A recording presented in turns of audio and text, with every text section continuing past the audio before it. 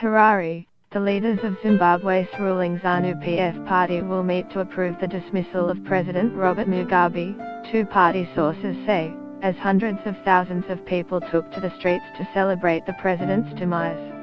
Mr. Mugabe's 37-year rule has been effectively at an end since the army seized control on Wednesday, confining him to his residence, saying it wanted to target the criminals around him.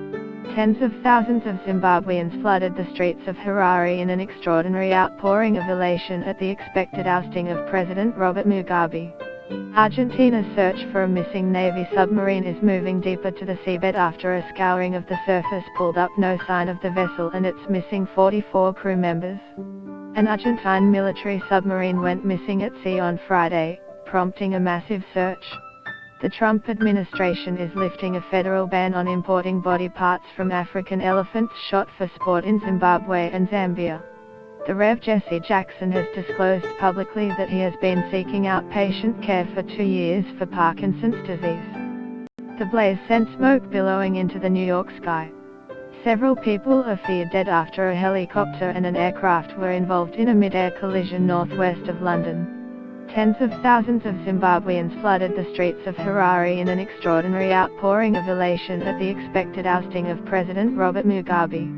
Hundreds of thousands of people flooded the streets of Harare on Saturday, singing, dancing and hugging soldiers in an outpouring of elation at Mr. Mugabe's demise, while others marched towards his residence.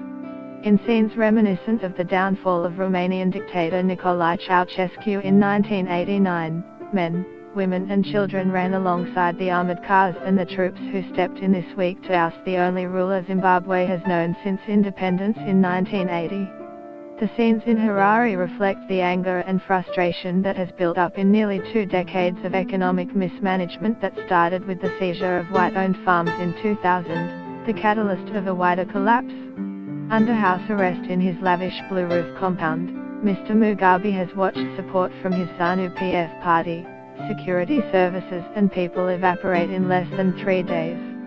2 sources said a party central committee meeting would take place at 10:30 am local time, where Emerson Mnangagwa would be reinstated. The party would also dismiss 93-year-old Mugabe's preferred successor, his wife Grace, from her role as head of the ZANU-PF Women's League. Get the latest news